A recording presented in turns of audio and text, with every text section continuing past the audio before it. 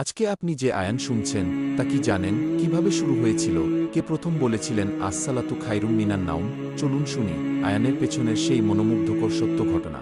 আসসালামু আলাইকুম, নূর আলো চ্যানেলে সবাইকে স্বাগতম। চলুন মূল ইতিহাস সম্পর্কে জানি। হিজরতের পর মদিনায় এসে মুসলিমরা সালাতের জন্য একত্রিত হতেন, কিন্তু তখনও আয়ান চালু হয়নি।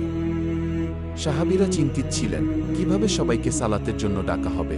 এই সময় এক রাতে আব্দুল্লাহ ইবনে যায়েদ রাদিয়াল্লাহু আনহু একটি স্বপ্ন দেখেন।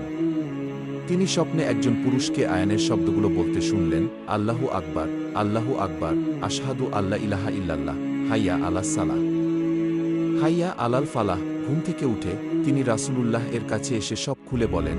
রাসূলুল্লাহ বলেন, তুমি বেলালকে সঙ্গে নিয়ে মসজিদে যাও এবং তাকে এই শব্দগুলো দিয়ে আয়ান দিতে বলো, কারণ তার কণ্ঠ তোমার চেয়ে উচ্চ। বেলাল রাত আয়ান দিতে লাগলেন, তার হৃদয় থেকে বের হওয়া কণ্ঠে। এই দৃশ্য দেখে উমর ইবনে খাত্তাব রাত ঘর থেকে বের হয়ে ছুটে এলেন আর বললেন, আল্লাহর কসম, আমি স্বপ্নে ঠিক এই একই শব্দ শুনেছি। এইভাবে স্বপ্ন, ওহী এবং সাহাবীদের সাক্ষ্যে আয়ান স্থায়ীভাবে ইসলামে চালু হয়। আর ফজরের আয়ানে যে আসসালাতু খায়রুম মিনান নাওম বলা হয়, তা প্রথম বেলাল রাত বলেছিলেন যখন নবীজি ঘুমাচ্ছিলেন। পরে রাসূল অনুমতি দেন এবং তখন থেকেই এটা চালু হয়। আজও পৃথিবীর এক প্রান্ত থেকে অন্য প্রান্তে মুসলমানদের কান আয়ানে কাঁপে। এটা শুধু ডাক নয়, এটা আল্লাহর বান্দাদের ডাক সালাতের জন্য। আসুন আমরা এই মহান নিয়ামতের শুকর আদায় করি। আল্লাহ যেন আমাদের আয়ান শোনার এবং তাতে সাড়া দেয়ার তৌফিক দেন।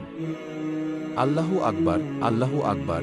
ইসলামের ইতিহাস জানতে অবশ্যই চ্যানেলটি সাবস্ক্রাইব ও লাইক, শেয়ার, কমেন্ট করতে ভুলবেন।